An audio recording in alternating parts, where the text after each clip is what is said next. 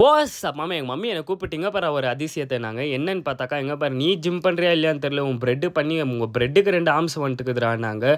அதை பார்த்ததும் நான் அதே குஷியில் மம்மிக்கு எங்கே சிரிக்கல நான் அச்சு நாஷ்டா தர மாட்டாங்கன்னு சொல்லிட்டு மம்மிக்கிட்ட சும்மா அப்படியே சிரிப்பு காமிச்சிட்டு இன்றைக்கி லோவர் பாடி பம்புன்னு சொல்லிட்டு ஹெவியான ப்ரீ ஒர்க் அவுட் மீல் எடுத்துகிட்டு ஜிம்மு குஷியாக வந்தாக்கா மிஷின் கட்டு ஆனாலும் விட்டுருவோமா தலைவருக்கு பயங்கர தலை இருக்குன்னு சொல்லிட்டு காமிச்சிட்டேன்.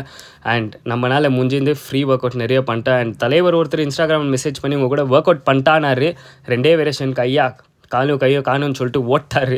அதுக்கப்புறம் எங்கள் ஃப்ரெண்டுக்கு தயிர் சாப்பாடுக்கு சிப்ஸு தான் வேணும், அது ப்ரோட்டீன் சிப்ஸ் தான் வேணும்னு இருந்தோன்னா அவருக்கு போய் ப்ரோட்டீன் சிப்ஸை வாங்கிக்கின்னு வீட்டுக்கு வந்து போஸ்ட் ஒர்க் அவுட் மீல் ஹெவியாக அடிச்சுட்டு வாக்கிங் போகலான்னு சொல்லிட்டு ரெடி ஆகிட்டு நின்னாக்கா பாருங்களேன் ப்ளீஸ் என்னை கூட்டின்னு போயிடுன்றா. சத்தியமாக நான் என்னத்துக்கு இவ்வளோ டைம் ஃபேமிலி கூட ஸ்பெண்ட் பண்ணிக்கிறேன்னா இந்த டயட்டில் இருக்கும்போது பயங்கர மூட் ஸ்விங் கைஸ். சத்தியமாக அவ்வளோ கோவரனா அவ்வளோ அக்ரெசிவாக.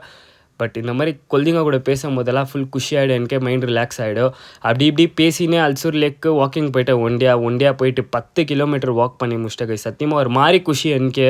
ஏன்னா உன்னால் இவ்வளோ முடிஞ்சிச்சான்னு சொல்லிட்டு, ஏன்னா அவ்வளோ டயர்டு பட் இருந்தாலும் முடிக்கணுமேன்னு சொல்லிட்டு முடிச்சுட்டு என்னோடய மீல் எல்லாமே சாப்பிட்டு இது என்ன புதுசாகுதுன்னு யோசிச்சிங்கன்னா ஒன்றும் இல்லை, யோகட்டில் பப்பாயா போட்டு ஃப்ரீசரில் வச்சு சாப்பிட்டு அண்ட் டே முடிக்கிற மம்மி வட்டா கீப் சப்போர்ட்டிங்.